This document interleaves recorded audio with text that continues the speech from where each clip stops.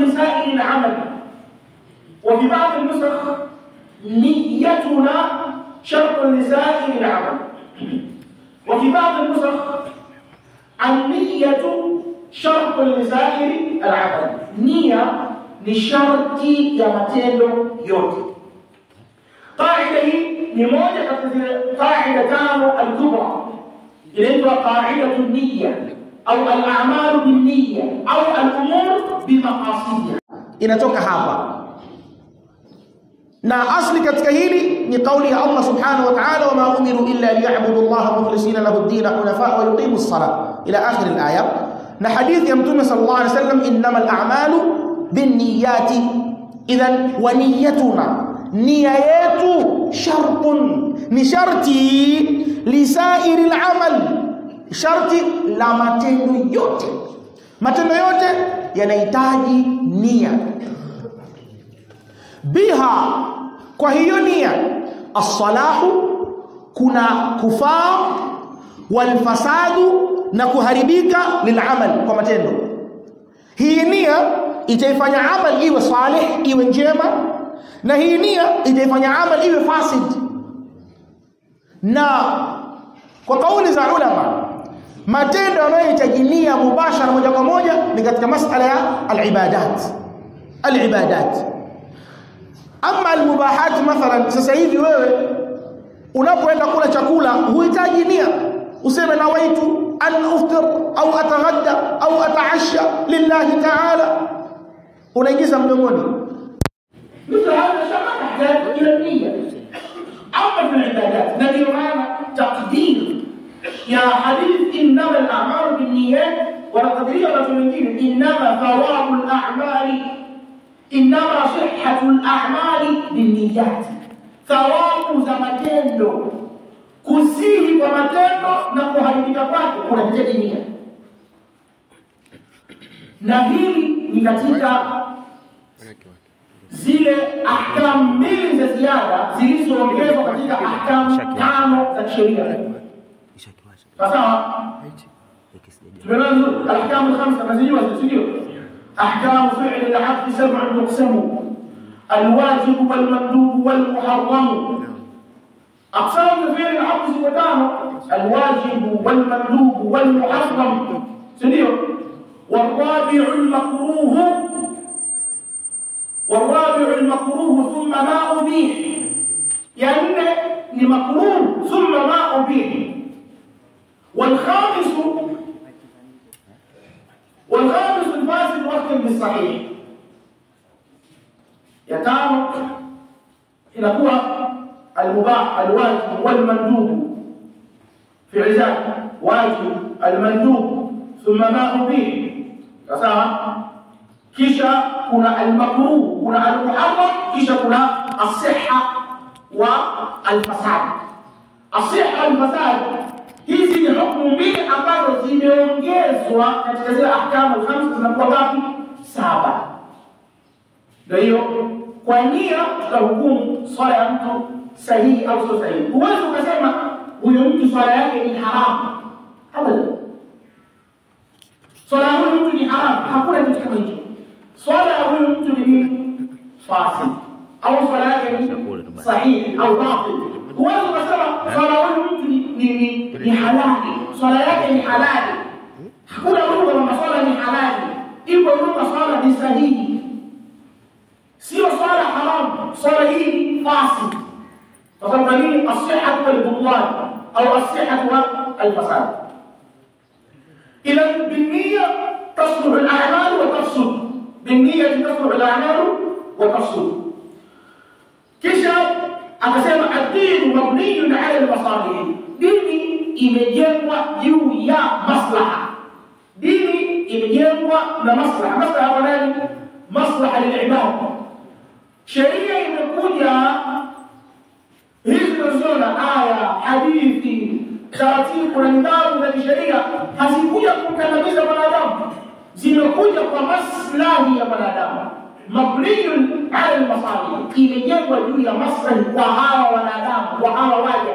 Ndio maana sheria moja kwa moja inafikiana na tabia za mukallafin, inafikiana na tabia za hawa binadamu. iko kinyume na kile ambacho wewe amekuumba. Yeye akakuumba na ameweka sheria ambayo inaendana na vile wewe ulivyo. Kwa hiyo ukiona kuna basi inakataana, kuna agizo linakataana na ubongo wako, mambo mawili. Ubongo wako ndio una matatizo au hiyo dalili ndio ina matatizo. Hakuna kitu kingine. Ya ima hadithi dhaifu au mawdhu' au ubongo wako wewe ndio unakataa. Una shida wewe kwenye ubongo wako. An-naqlu iliyokuwa sahihi inafikiana na akili iliyokuwa salama.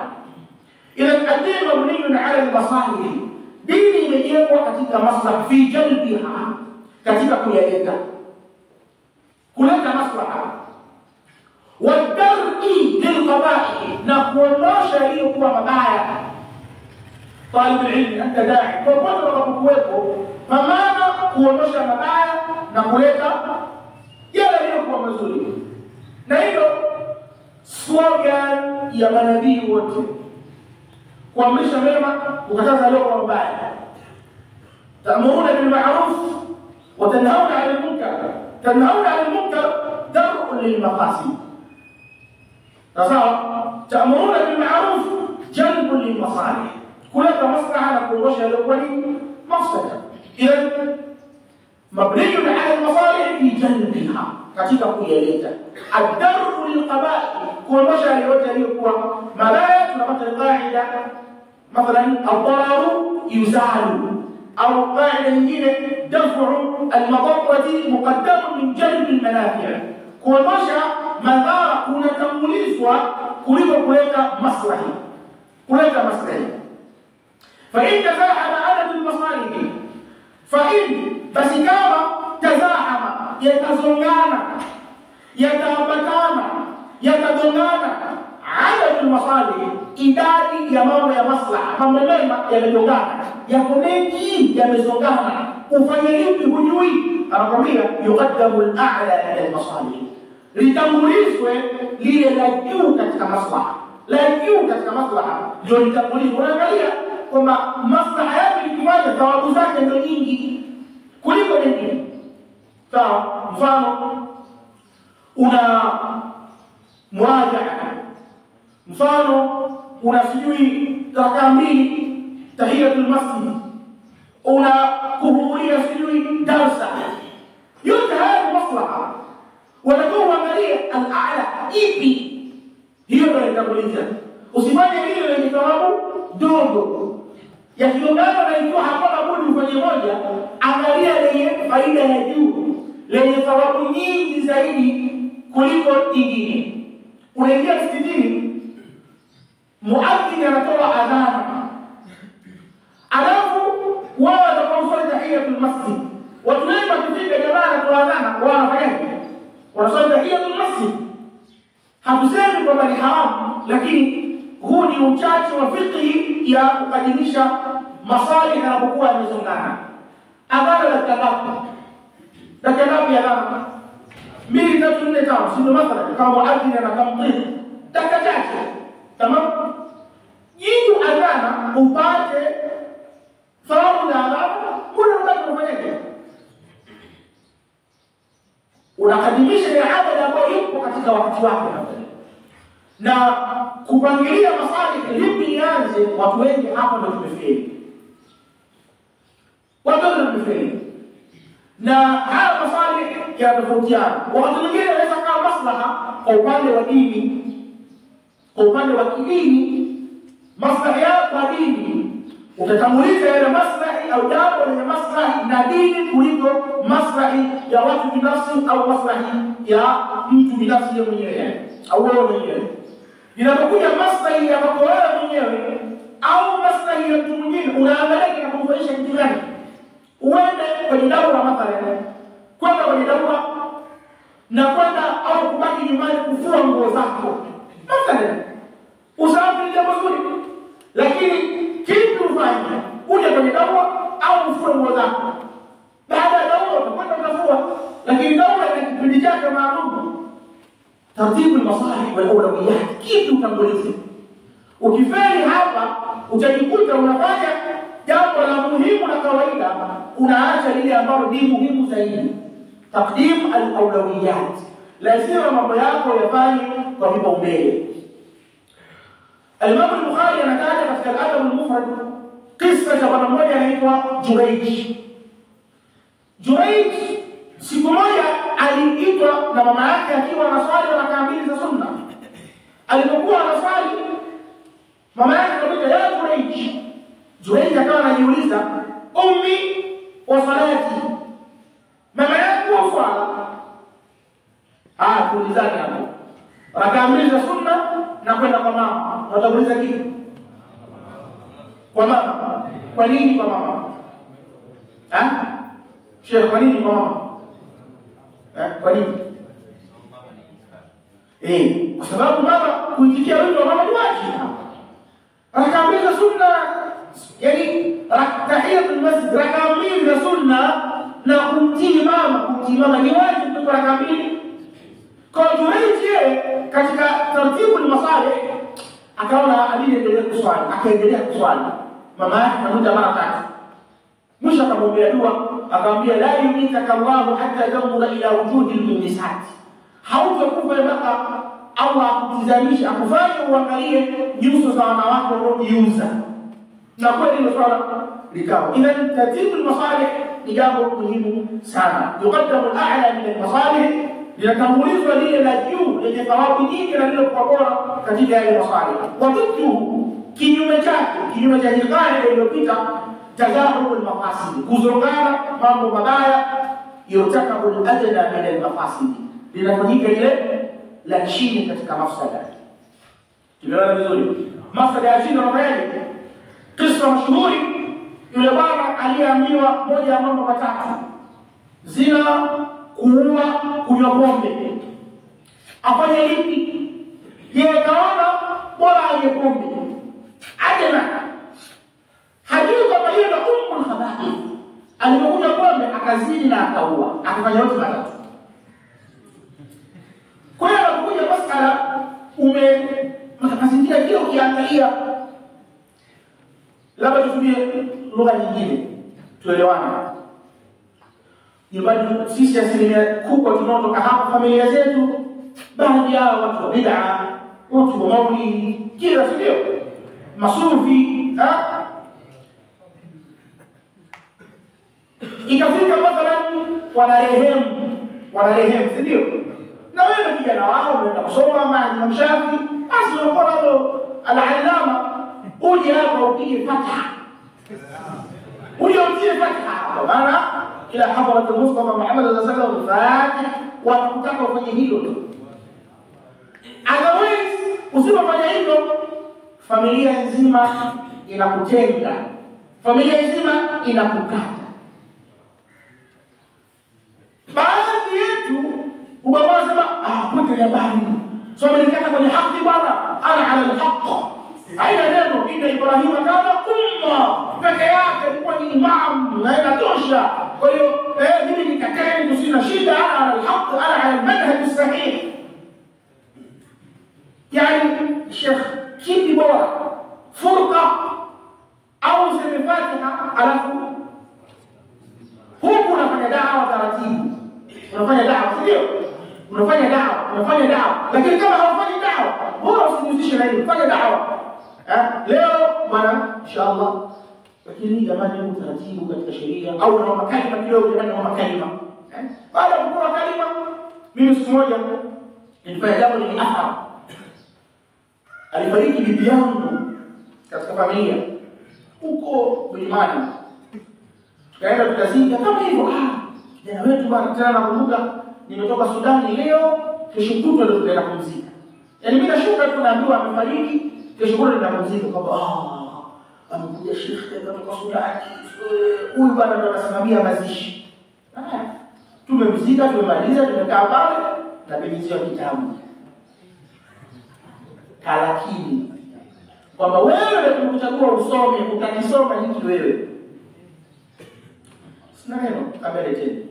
Mimi nikachukua. Nikaisoma kalakini. Nikamaliza. Kabla ya nikainuka. Mimi nisikilizeni sasa. Kitabu chetu hiki hapa. Nisikilizeni na mimi kwanza. Nikaanza kupiga dawa pale. Jamani tarakini, utaratibu wako hivi. Sikilizeni haya maneno. Yanasema hivi, yanasema hivi, yanasema hivi. Maana yake haya maneno unatoa kwa hai. Huyu mtu ambaye amekufa hapa kama mathalan, kama mtu mshirikina, kama mtu hamwabudu Allah subhanahu wa ta'ala. Haya maneno atamfanya kitu gani? Liyundhira man kana hayyan wa yahiqqa al-qawlu 'ala al-kafirin. Hii muone, anataka maneno ya tarakini, aya sauti ya Yasin, hiyo ndio tarakini sio? Aonye aliyekuwa hai. Nyinyi mko hai tarakini na kuonyesha mtu huyu. Ili nataka mtuambie kama mathalan tusomzoleka lakini huyu mtu manake ulewe wake hautamfaa. Au mfano anakufa muovu tukisomeka lakini yetu ndio tamuokoa huyu mtu. Allah anasema thabbitu Allahu alladhina amanu bil qawli thabit fil hayati dunya wa fil akhirah. Huyu mtu kama hajathibitisha na Allah duniani na fil akhirah hapa barza kweli maneno yake yatamfaa. Piga dawa kila mtu kutoka pale fanyaje? Anaelewa. Sema kweli bwana Sheikh, kweli bwana Sheikh. Bila. Kwa hiyo lazima kutumia akili katika kukadirisha maslaha, kukomesha maslaha. Mfano mwingine ili tuelewane vizuri. Kama darasa kwa hapa maelezo. Nyumbani kwenu kuna harusi iliyotokea wanafanya kigodoro. Spika kama hivi. Na hiyo kwa kawaida lazima watu wa spika zipigwe, watu wafurahie. Huko. Hapo jamaa sema basi shia ina shida. Tuweke kile kaswida hiki angalau. Spika zisikae kule. Hii kaswida. Kaswida hii ya kibiti. Kaswida na muziki. Kwa kaida tunasema vyote ni sawa, si tunatumia ala za muziki na nini, si ndio? Lakini ukikuta mimi na kaswida na ibada muziki wa Diamond, watu wataniona mimi ni waovu. Lakini kila naona mzungumzo, shehe bali namkuta anazirudi. Shehe bali namkuta anaimba ile ya moso ile, namkuta anaimba ile. Lakini shehe namkuta anaimba wala albadu. Wala unishangai. Si ndio? Maana kuonyesha hili ni baya zaidi kuliko wakisa ala dhalika. Taqdim al-masalih la kuondosha mafsada, taratibu ya hivi vitu ni kitu muhimu sana. Kwa fanya ile la chini ambao hata dhambi yake inakuwa ni ndogo. Dhambi yake ni ndogo. Ammar ibn Yasir baina ya kumtukana mtume na kuuawa alichagua kumtukana mtume. Abu Jahal alifikirisha mtukane Muhammad kusema la tanauza ni Mungu. Amma akamtukana mtume kathibitisha uungu wa la tanauza. Anaenda kwa mtume analia, mtume alikutukana bwana, mtume bwana. Kaifa tajibu qalbak? Amma niambie moyo wako unaonaje? Moyo wako unaonaje? Sasa moyo wangu umetulizana na imani. Tunakwambia wa in'ahdi farud. Wakirudia tena nitukane tena. Maadamu moyo wako umetulia wakirudia nitukane tena kwa sababu wewe ni mukra, si ndio? Na usingefanya hivyo angekuwa. Inasema kwa Allah subhanahu wa ta'ala illa man ukriha wa qalbuhu mutma'innun bil iman. Imeteremka katika masala kama haya. Qa'idatu ash-shari'ati at-taysiru fi kulli amrin lahu ta'siru. Na katika baadhi ya ayati nasema wa min qawa'id ash-shari'ati تتبادل نسخة ومن قواعد الشريعة التيسير في كل أمر له تعسير. قاعدة الشريعة قانونية الشريعة التيسير ولذا وبس في كل أمر كتكيل كامو نابه لمينجري وما تعسير uzito ugumu. Ukiona sehemu kuna ugumu ujue sheria shakufungulia mlango. Sheria inafungulia mlango tayari. Jamani mimi naomba leo kiuno mgongo wangu. Lakini kuswali qa'iman wajib bali ni nguzo katika nguzo za swala. Lakini siwezi kuswali kusimama. Swala yangu tayari na uzito hapa siwezi kuswali kusimama. Qaida ya sharia at-taysir. Na hapa inatoka qaida inayosema al-amru idha taqa ittasa. Ukiona kuna vitu jambo ujue kuna daira nyingine ya pesa inafunguliwa, ila ittasa. Yule mimi sasa na jamaa mali sitapata wapi? Mungu bana hapa ila mtajidu mali atayambamu Yusuf wepesi. Mimi bana napenda matumbo nikifunga sokula nazimia faida min ayami ukhra huchomoki au urudi kwenye fidia. Sio bana qaida shari'ati tusiru wepesi fi kulli amrin lahu ta'asir. Jambo lako kwa ila uzito leo Mungu sheria imeshakwambia wepesi katika jambo hilo. وليس واجب بالاقتدار ولا محرم مع اقرار. Hakuna uwajibu wa jambo unakuwa haupo bila iktidari, basi na kuweza. Funga wajibu sio wajibu. Siwezi kufunga. Kufanayo hiyo kitu hivyo ni wajibu. Siwezi. Walaisa wajibu bila iktidari. Hakuna wajibu basi na kuweza. Hapa anarudi katika albadaliya. Ubadali ima ib'ad, ndio au ajaribu wakati mwingine ambao anaweza kufanya hivyo. Wewe hapo utasimama tu, utaki ustaki utaswali na kwa usimama. Hakuna kukaa kwenye kitu vivu. Kwanza kuswali unaumia, ndio fahamu zitakuwa nyingi. Nani kakwambia shehe? Tasema nani? Walaisa wajibu bila iktidari. Kuswali kusimama ni wajibu, lakini maadamu hakuna uwezo wajibu wao unafanyaje? Unaanguka. Wala muharram, wala hakuna uharamu wa kitu ma'atirari, pamoja na kuwepo dharura. Ibtirar kudharurika.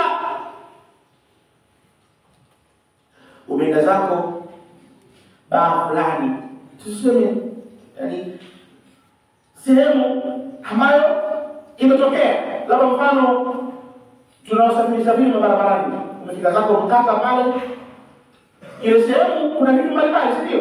Kuna pombe, kuna vinywaji, ukakaa ukafanyaje? Ukala.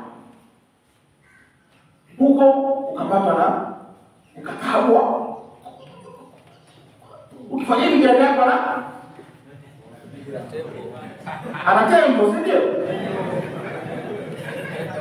Tuweke mazingira kwamba maji hakuna pale karibu. Ushengeleze mazingira hayo. Ingawa mkata ukienda yapo maji. Ni bwana pombe. Moja hivyo tu bwana.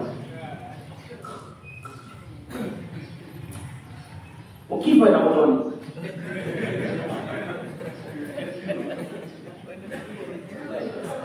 Kimoja kupiga ile kishuki. Kikishashuka kile, usione tamtamu. Unarudisha kabili. La. Mfano wake pia mwingine kwenye kula mzoga. Kula nguruwe. Wewe umedharurika. Njaa inakaribia kukuua. Hakuna ila nguruwe. Hakuna ila mzoga. Imam Ahmad anasema atakayekufa katika hali kama hii, kaogopa kula nguruwe, kaogopa kula mzoga, motoni, anakuwa ameiua nafsi yake. فمن اضطر في مخمصة غير متجانب لإثم إلا ما اضطررتم عليه. Qur'ani imesema kama Allah amesema kula nguruwe, kula mzoga unapokuwa umedharurika. Nani mwingine aje atambue hukumu hizi? Wala muharram ma'a, lakini hakuna dharura kudharurika kwenye zina. Kaida hii haingii kwenye nini? Kwenye zina. Kaida hii haingii kwenye arosto za watu kule uraibu. Hakuna kauli haifanyi kazi kwenye uraibu. Kwa maana mimi nina arosto kwa kweli na pombe mathalan. Akramakumullah. Mimi nina uraibu bwana, matamanio yamenifika hapa. Mimi mkoro ni ndani dharura. Hakuna mbali dharura kwenye zina. Hakuna. Sheria imetuwekea zile taratibu. afunge, si ndio? Au abadilishe mazingira, afanye vitu ambavyo vitamkeep busy na kumfanya ile shahwa kupungua. Hakuna dharura kwenye uzinifu abadan, haipo. Useme illa bidharura kwenye zina, hamna, ni huko kwingine tu. Sisi tumelala vizuri. طيب وكل محظور مع الضروره بقدر ما تحتاجه الضروره. Na kila jambo la haram, mahdhur bimaana al-mamnu', mahdhur bimaana mamnu', mamnu'. Wa kullu mamnu'in, na wa kullu mahdhurin ay wa kullu mamnu'in, kila lililozuiliwa na sharia ma'a dharura, litakwenda na ile dharura, litafanyika kwa ile dharura biqadri, kwa kiwango ambacho, biqadri ma, kwa kiwango ambacho tahtajuhu dharura, inahitaji ile dharura. Qaida yasemaje? Ad-daruratu tuqaddaru biqadriha, dharura zikadiriwe kwa kiwango chake. Mimi bwana, mke wangu mjamzito, kafika hospitali kule, daktari mwanaume ndo anayemfanya hivi, au kumfanyia check up. Check up inataka mkeo afumue tumbo lake. Check up inataka mkeo afungue nini? Tumbo, ili daktari mwanaume aone kwenye hilo tumbo anaumwa nini, au afanyie mfano ultrasound. Wanawake wajawazito wafanyia ultrasound, mkiwa na wake zenu mtakuja kuona ultrasound, kuangalia hali ya mtoto inaendelea vipi. Daktari ni mwanaume anayefanya ultrasound, ni wachache kukuta wanawake. Na nyinyi hamtaki kusomesha watoto wenu shule, mnasema kusoma shule bid'a. Sawa? Kwa hiyo waacheni wasome hao wengine, nyinyi jazaneni humu maahadi msome. Sawa sawa? Nyinyi bakini humu kusoma shule bid'a. Tamam? Si ndio? Waacha kaeni kule kule. Lakini ukilikuta hilo usilalamike huko. Usilalamike, si ndio? Usilalamike, watoto wako bize na mashule, sio na nini, humu durusa tasoma nani? Kwani hii dini yote masahaba mtume walikuwa mashekhe? Masahaba mtume walikuwa ni hivyo? Mtume aligawa adwar, huyu dauru yake hii, huyu dauru yake hii, huyu anafanya hiki, si ndio? Jamani, si ndio? Sasa mbona hii watu watuiweki? Watu wanafanya kampeni za kuwatoa watu mavioni. Jamani, ilmu ya lazima kwa Muislamu ni ipi? Kama anavyosema ilmu al-hal, anasema Ibn Raslan katika Safwatu az-Zubad, al-ilmu asna sa'ir al-a'mali wa huwa dalilu al-khair wal-ifdali, fa farduhu ilmu sifat al-fard مع علم ما يحتاجه المؤدي من فرض دين الله في الدوام كالطهر والصلاة والصيام والبيع للمحتاج للتبايع وسائر الأحكام في الصنائع، والبيع للمحتاج للتبايع وسائر الأحكام في الصنائع. Elimu ndio kitu bora na ndio dalili ya ubora na khairi. Fa fardu, elimu ya faradhi, ilmu sifati, fa fardu ilmu sifati, elimu ya sifa za Allah subhanahu wa ta'ala. Wala elimu ya kutambua sifa za Allah subhanahu wa ta'ala, awwal wajibin 'ala al-insani ma'rifatu al-ilahi biistiqani wan nutq bish-shahadatayn i'tubira li sihhati al-iman mimman qadara.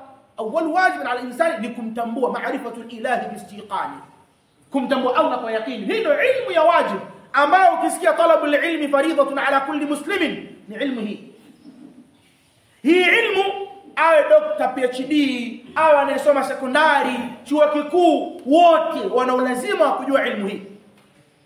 Kila Muislamu popote atakapokuwa. Kadhalika nasema fardu ilmu sifati al-fardi, علم صفة الفرد جل جلاله مع علم ما يحتاجه المؤدي، pamoja na elimu ya ile ambayo anahitaji mwenye kutekeleza min fardhu dinillah, katika faradhi za dini ya Allah, fi dawami katuhri, kama vile tahara, wassalati na swala, wasiyami na nini. Maadamu Muislamu unaswali, lazima ujue ahkamu za swala hizi, ni lazima. Maadamu unafanya tahara, ni lazima ujue ahkamu za tahara. Maadamu unafunga, ni lazima ujue ahkamu za funga. Kama wewe ni katika watu wa zaka, lazima ujue hukumu za zaka. Kama wewe ni katika watu wa hija, lazima ujue hukumu za hija. Kama wewe unafanya biashara, lazima ujue Uislamu unakutaka nini katika mifumo yako ya kibiashara. Mimi sifanyi biashara. Kama sifanyi biashara, sina uwajibu wa kujua mambo ya Uislamu katika nini? Nani aseme haswali hapa kwamba hana uwajibu wa kusoma swala? Hakuna. Hii ndio ilmu ya faradhi ambayo kila mtu anatakiwa aisome. Ama ilmu ziada ya hapo ni faradh kifaya. Faradh bidalili qawlihi subhanahu wa ta'ala, wama kana almu'minuna liyanfiru. Sio lazima tutoke wote. Ingekuwa hii elimu ya ziada mutawassita, thanawi, jamia huko na bakaradiosi, magisteri, sina PhD, zingekuwa hizi za lazima, mkoa wenu wote ungepata dhambi. Mkoa mzima ungepata dhambi. Lakini mmemsikia shekhe nani kaenda kawatia dhambini watu walokopa humo majumbani hawasomi. Nani kawatia dhambi? Hakuna. Kwa sababu wana ile ilmu ya lazima. Muislamu akiwa na ilmu ya lazima hii, hata akienda kwa masuala mengine hapana shida. Kwa nini tusigawane adwa? Mtu anakuja anakuambia, bana vijana sasa hivi waache kusoma ilmu hizo. Haya, nikupeni tathmini ndogo, takwimu ndogo. Leo wamemaliza vijana 2000 wa Kiislamu Tanzania, wamemaliza form 6. Tena cha ajabu, hawajawazuia huko form 1 mpaka form 4. Form 5 mpaka form 6. Wanaenda kuwazuia wasome chuo. Wakati msingi kapelekwa kusoma. Si ndio sekula hii jamani? Wewe ndio toka kizaliwa, mbebe Saudia, mpeleke kwa Fauzani. Si ndio? Akizaliwa mbebe usipeleke Yemen huko. Wewe na chuli, umenielewa? Umeelewa vizuri? 2000 wamemaliza mwaka wa kwanza. Waislamu 2000 hawakuingia kusoma elimu ya bid'a, elimu ya secular, elimu ya uzushi. Mwaka wa kwanza 2000 wakaenda wasiokuwa Waislamu na wengineo. Mwaka unaofuata 2000, unaofuata 2000 mpaka miaka 10. Mnasemaje? Mnasemaje mpaka muda huo wote hawajasoma? Kesho na kesho kutwa mimi kitu nikizungumza mara kwa mara, zinatoka teuzi pale, mheshimiwa rais anateua Godfrey sina nani mambo ya ndani, si Samson sina nani benki. Akaa mtu wa kijiji cha kahawa anasema baguzi kweli. Ona wanachagua na wao tu. Kwani haki ya elimu nchi hii si imegawa sawa sawa? Shule anayokwenda kusoma yule asiyokuwa Muislamu na yeye Muislamu sio shule hiyo. Sisi tunaona vizuri. Haki ya elimu nchi hii imegawa sawa. Kwa nini nyinyi msisome wasome hao? Ndio baki inaonekana Waislamu wengi, jamii za Kiislamu ni jamii mambumbumbu. Jamii za Kiislamu ni jamii mbumbumbu. Tupekuane hapa? Tupekuane hapa? Tupekuane hapa? Kuna mtu hapa simu yake hii tanashati zaidi ya kupiga na kupokea na kuuliza salio na kuingia WhatsApp kutoka, hana jualo la ziada. Si kwa sababu gani? Shagala hii bana mambo mengine hii simu na mambo ya kutoka YouTube bana nini bana huko bana mambo muziki na upload. Kwani YouTube ina upload muziki tupu? Huko Google kuna mambo ya haramu tupu. Sheikh Ali Nasr alikuwa akituambia jawalukum hadha silahun dhu haddain. Simu ina mapanga pande hizi ni kama silaha yenye makali pande hizi. Ukipiga hivi inakata, ukipeleka hivi. Hii simu yako ukitumia kwenye haramu utapata. Ukitumia kwenye halali na kuhusieni nyinyi kesho ndio kina baba, bali wako wazazi humu baina yenu, nyinyi ndio watoto, nyinyi ndio viongozi wa familia. Elimu ya dini watoto wetu wasomeshe. Hawakhtalifiani katika hili hata watu wangapi. Na wala bisi pingi, bali kipaumbele cha elimu ya dini ni kikubwa kuliko elimu ya. Lakini ndio tusome. Al-Imam Shafi'i anasema, hata kusikitika anasema ilmu tibbi tarakuhu lilyahudi wan nasara. Ilmu ya udaktari wamewaachia mayahudi na manasara. Ilmu tibbi udaktari wamewaachia mayahudi na manasara. Sisi kwani hatuna nasibu katika hizi ilmu. Hatuna nasibu hiyo, hatuna. Maulama wakubwa hao ambao mnawajua na kuwasikia wanazo hizi ilmu. Kuna wengine aslan asili yao sio hiyo. Unakuta mtu ni mutakhasis. Leo asubuhi nilikuwa naongea na Sheikh Ahmed min Juma, Sheikh Ahmed yule anaambia al-Muqri wal Masjid an-Nabawi. Muqri Sheikh ambaye ndo maimamu wakubwa wa ilmu kwake hapo ya qiraat, ilmu ya Qur'an, daktari wa hospitali, lakini al-Masjid an-Nabawi watu wanakwenda kuchukua ilmu ya qiraat kwake. Kwani wewe unashinda nini kwa wewe ndo daktari alafu kwa wewe ndo sheikh? Inawezekana kwa wengine wameweza na nini? Na kupigieni mfano, tumesimama kwenye kitabu, lakini hizi sindano ninazo hapo ndo muhimu mno kuliko ana wa kitabu. Wakati sisi tunasoma pale, tunasoma yale madarasa ambayo leo yamefanya kuwa maktaba. Nilikuwa mimi Hizam Ayub, الإمام ختام عبد الملك، إبراهيم كتوانا، حسن محمد مدينة، watu watano. Tukakaa shule jamani, tuko thani thanawi au thani kwa thani thanawi. Jamani, hii dunia mnaiona uko nje inavyoenda? Dunia nje mnaiona inavyokwenda? Mimi binafsi nikizungumza ni katika watu ambao nilipomaliza darasa la 7 sikuwa na sekondari. Mimi nikizungumza hivi sikuwa na sekondari. Nikasoma kuanzia mwaka 2009 ndio nimeanza safari yangu ya elimu. Baadhukum lam takunu shay'an madhkura. Basi baada ya kufika thani thanawi tukashauriana, jamani, ulimwengu huu umebadilika. Huu ulimwengu huu umechange. Watu tukastuka kwamba jamani, hapa darasa mazingira ni tofauti. Tukifanya mchezo hapa tutatoka kapa. Tufanyaje? Turudini shule. Sisi watu watano tukasajili QT. Wanafunzi wa kwanza wa mahali sajili QT tulikuwa sisi. Pamoja hapo kulikuwa na fikra hapa kuwa na QT. Sijui imeishia wapi. Labda kama ipo kule. Lakini ilikuwa QT ipo. Tukatoka. Sina hata 100. Likizo mimi nikaenda kuvua kule Kasera. Nikaenda kuvua kule Kasera. Mimi nimeenda kuvua uvuvi wa ringi. Nipate pesa ya ada. Mbona hiyo nguzo hii? Nilikuwa na lala pale. Kabati langu hili la pili kutoka mwisho. Hili ndio kwa tuona. Yaani ukihesabu zile kufuli 1 2 kufuli ya 3, ile ndio kabati langu mimi. Hilo ndo kabati langu. Sababu milango mitatu, 1 2 mlango wa 3 huu ndio ilikuwa kabati langu mimi lile pale. Natoka hapa navaa jacket langu, nachukua kanzu yangu, Kasera kwenda kuvua. Nishavua mimi pale mara 2 nimevua kutafuta pesa kwenda kulipa ada. Nilikuwa na basikeli yangu. Na nyinyi mnajua maisha ya mahali yanahitaji basikeli. Nikauza basikeli yangu ili niende wapi? Shule nikasome nipate ada. Kuna mzee wetu mmoja mzee Masanga, Allah mhifadhi na amzidishie siha. Alifikia nguvu. Anaswali hapa mpaka leo. Mzee mmoja mrefu hivi ana ndevu nyeupe. Anaswali pale sababu ofisini kwake kule. Lakini alfajiri lazima aje swali hapa. Kila alfajiri alikuwa anakuja kuswali hapa. Akiwa hayupo je kasafiri, sababu anakaa hapo chini labda kama kaama. Mzee yule Allah amzidishie kila la kheri. Akatutia nguvu. Ada, sehemu ya ada akatoa yule mzee.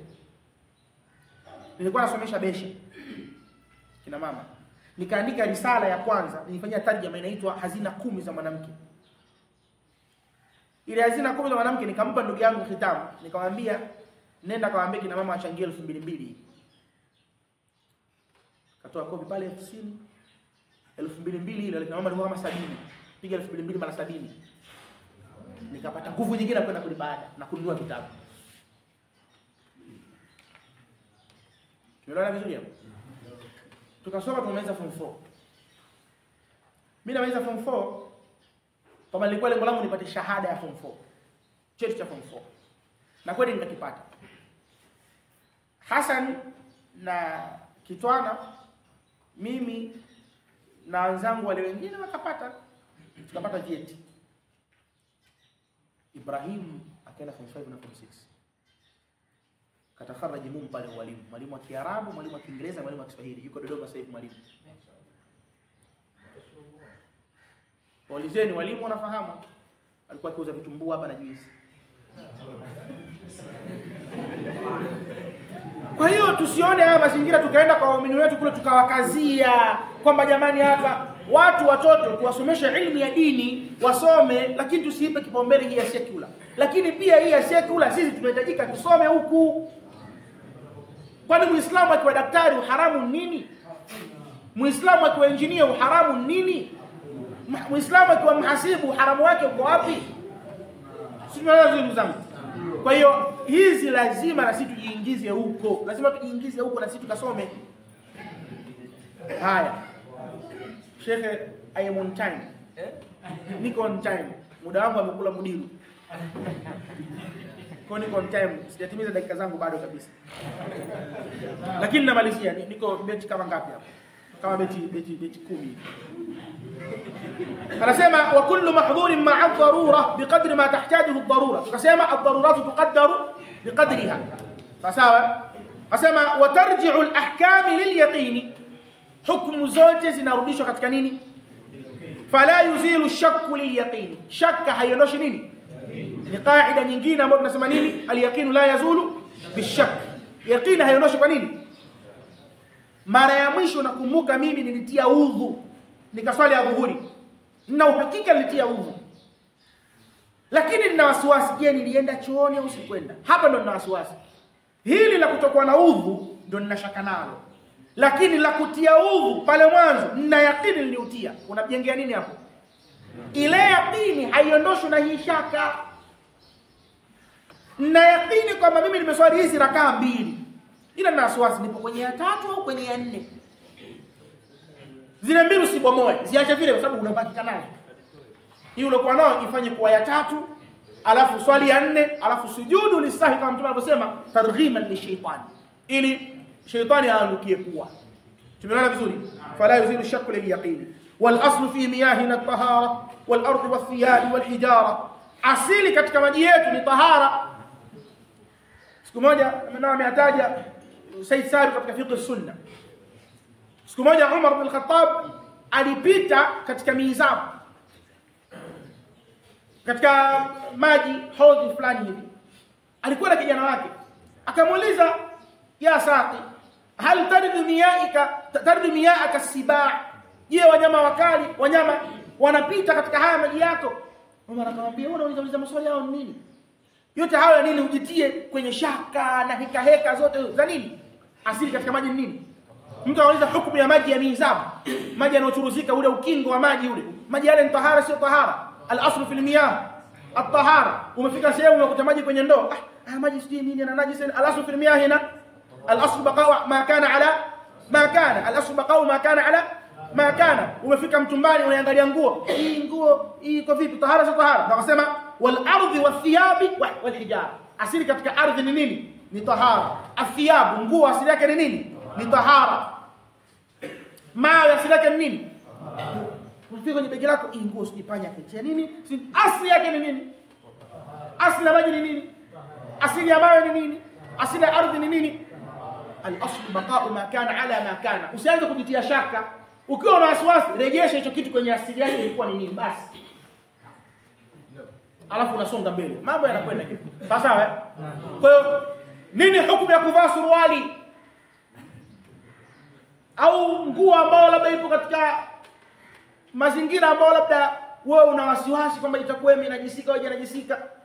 Al-aslu baqa'u ma kana ala ma kana. Asli yake ni tahara. Kulingana na ambavyo vimetumika hapo. Labda sasa tuwe na yakini kwamba kuna kitu kimefanyaje? Kimeingia cha kunajisisha hii nguo. Kadhalika wapili anakuja siku msala.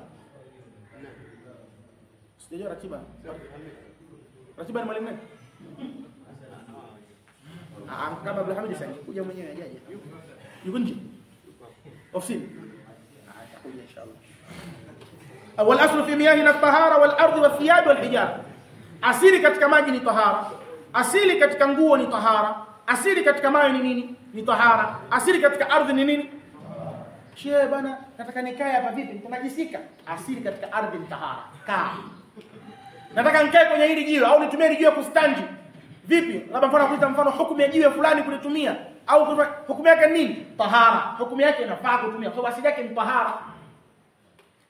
Wal aslu fil abda'i, asili katika tupu. Wal luhumi, na nyama asili yake. Wan nafsi, na asili katika nafsi, kuua manake. Wal amwali lil ma'sumi, na mali za mtu ambaye ni maasum. Sasa ili ni maasum, mali ya mtu maasum, almalu almasum wan nafsu almasuma. Tumeelewana vizuri? Kadhalika al-abdha' aidan almasuma, zile ambazo zimekingwa na sheria, hakuna ruhusa yoyote inatoka kutumika. Anakuambia asili yake tahrimuha, uharamu wake. Asili katika tupu ni haramu, asili katika nyama ni haramu, asili katika kuzisibu nafsi za watu ni haramu, asili katika mali za watu maasumun ni haramu. Mimi siruhusi kuja kuchukua simu yako nikaondoka nayo kwa sababu asili yake ni nini? Ni haramu.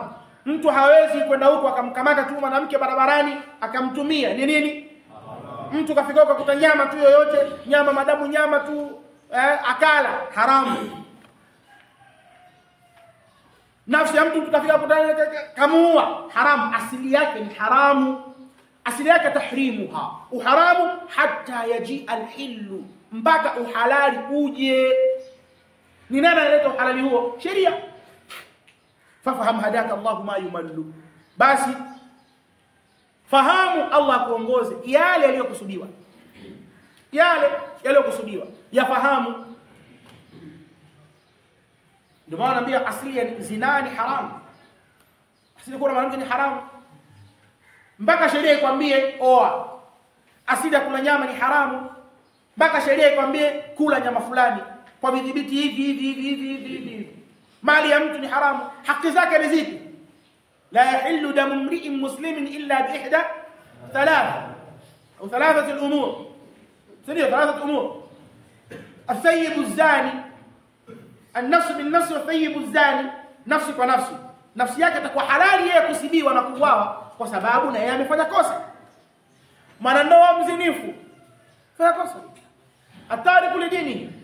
Na Mtume anasema katika hadithi, umirtu an uqatila an-nas hatta yashhadu an la ilaha illa Allah wa Muhammadar Rasulullah wa yuqimu salata wa yutu zakata fa in fa'alu dhalika asamu minni dima'ahum wa amwalahum illa bihaqqi al-islam wa hisabuhum 'ala Allah ta'ala. Ndio, illa bihaqqi al-islam. Piga mstari chini, illa bihaqqi al-islam. Hii sasa sheria imesema tuchukue mali zao, tunachukua kwenye zaka, tunachukua kwenye jizya, tunachukua kwenye sadaka. Hiyo ndio bihaqqi al-islam. Vinginevyo huwezi kwenda nige pesa yako, ukachukua pesa ya mtu. Hizo pesa hizo Allah akakupeni tu, ni matajiri mtugee sisi, lete pesa hizo. Asili ya hiyo mali ni nini?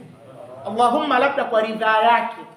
Ya ayyuhalladhina amanu la ta'kulu amwalakum bainakum bil batil. Aya mbili kwenye Qur'ani, si ndio? Ya kwanza, watudlu biha ila al-hukam litakulu fariqan min amwali an-nas bil ithmi. Ya pili katika surah an-nisa, si ndio? Illa an takuna tijaratan an taradin minkum. Kwa ridha, maana biashara ikiwa ni ya lazima, mali hiyo wewe umechukua mali ya haramu. Wal aslu fi aadatina al-ibaha, asili katika ada zetu, hii ni qaidatul urf inaitwa al-aadatu muhakkama. Ndio hiyo al-aadatu muhakkama au qaidatul urf. wal aslu fi aadatina al-ibaha, asili katika ada zetu. Ada yani mambo, al-aada bana ma ya'tadunahu an-nas min umuri ma'ashihim, mambo watu wameyazoea, ada zetu, si ndio? Wal aslu fi aadatina al-ibaha, asili katika ada zetu ni ibaha, ni mubah, hatta yaji asadifu ibaha, mpaka kije chenye kuondoa huo umubah kukipeleka kwenye uharamu au kwenye kitu kingine au kwenye uwajibu, lakini asili yake ni mubah. Tuanze kuulizana hapo hapo. Mtakuja nakwambia nini hukumu ya kuvaa baze? Unajua baze? Kulikuwa na vitambaa fulani pengine baze na nini? Nini hukumu ya kuvaa t-shirt na jeans? Wewe unaweza kusema haifai. Hivi. Yafaa kwa sababu ada zetu sisi huku ni kuvaa nini? Asiseme mtu hapa sisi ada zetu kuvaa kanzu. Hakuna ada ya Kiafrika kuvaa kanzu. Haipo kwenye ada za Kiafrika kuvaa nini? Kanzu. Bali Mtume mwenyewe kavaa kanzu kwa sababu ada ya watu wake walikuwa wanavaa nini? Allahumma angekuja Mtume Dar es Salaam pia asingekuwa anavaa nini? Mtume kavaa kilemba kwa sababu ada ya watu wake walikuwa wanavaa nini? Kilemba. Kilemba sio katika sunna. Mtu sawa kuvaa kilemba sunna katika kilemba. Usipovaa kilemba ni kilemba katika sunna. Kuvaa kofia ni katika sunna. Ada ya watu wake Mtume alikuwa anavaa vilemba, anavaa nini? Hakuna alim duniani kasema kuvaa kilemba sunna. Hayupo. Labda uwe wewe wa kwanza. Na wewe pia hauko sio. Sisi tumeona vizuri. Kwa hiyo isifike watu wakajenga mazingira kwamba lazima uvae kanzu na kilemba. Hii ndio sunna. Ila ukisema navaa hivi taasiyan na mwiga Mtume sallallahu alaihi wasallam, yalla. Sheikh Abdul Razak al-Badri hafidhahu Allah ta'ala katika sharh ya Ash-Shama'il al-Muhammadiyya ya Imam at-Tirmidhi alipozungumzia mavazi ya Mtume sallallahu alaihi wasallam, kataja pale vilemba, ilikuja masuala ya kanzu, akatoa sharh nzuri kabisa. Masala anakuja ni kwamba ndugu zangu, ilipokuwa kwamba tulabul ilmi na mashekhi wanapambauka na mavazi maalumu katika hali kama hii, tulabul ilmi wavae kanzu, mashekhi wavae kanzu, kwa sababu ndio vazi linalowapambanua wao na watu wengine. Hapa inakuwa kuvaa kanzu, kuvaa kofia ni bora kwa sababu ni vazi lenye kutupambanua sisi na watu. Lakini usije ukamkuta shekhi avaa shati yake zuri, shati lake zuri la kitambaa na suruali, shekhi avaa shati. Sio unashangaa, nimekuta shekhi avaa jinsi. Shekhi hajavaa isbali, hajavaa modo imembana, kavaa suruali yake ya heshima, shati yake ya heshima. Mbona zaba shehe wa ovyo yule? Shehe gani anavaa mashati na suruali? Vinahusiana vipi uovyo wa mtu na mashati na suruali? Hii asili ni ada, ni ibaha. Nimetee swarifu ibaha ya mimi kutokuvaa suruali na shati. Nipe dalili nisivae suruali na shati, bali Mtume alivaa suruali. Lakini alikuwa anavaa suruali na kanzu. Au suruali na kikoi. Lakini ndio suruali hiyo. Ndio kavaa hivyo. Tumeona vizuri. Kwa hiyo ada hizi ukienda kwa mashekha wa Mauritania wanavaa ndani shati ya kitambaa na suruali, alafu wanachukua ile maguo yao makubwa kama kina Nigeria yale, ndio wanayavaa juu, wanajizungushia hivi. Ukienda kwa watu wa Nigeria wa Chad kuvaa suruali ndani na zile kama nusukanzu zao ndefu zinaishia kwenye nusukanzu ndefu zinaishia kwenye kongo mbili huko chini. Ukienda kwa watu wa Pakistani wanavaa zile Punjabi, bali Punjab ni mji kule, kwa sababu wao wanavaa Punjabi ni Punjab, mji wa kule, si ndio? Usiseme kwamba huyu jamaa kavaa kitablighi hii moja. Hii ni ada ya mavazi tu haya, nusukanzu ni mavazi. Kwa hiyo watu wasisanifiane kuweka kwenye kategori mbalimbali kwa sababu ya mavazi ndio wanavaa. Aelewe kilichoharamisha wanaume kuvaa hariri, kuvaa nguo zinazobana ni haramu, zinampa mtu shepu haramu. Kuvaa nguo zinaonyesha maungo, nguo za mapicha picha, nguo zenye ishara ya kwamba hii ni alama ya watu fulani, kama leo kuvaa nguo yenye upinde, haramu, haifai. Sisi tumeelewana vizuri. Uharamu wake unakuwa li ghairi laysa lidhati, uharamu wa kitu kingine. Sallallahu alaihi wasallam ala nabiyina Muhammad wa ala alihi wa sahbihi ajma'in.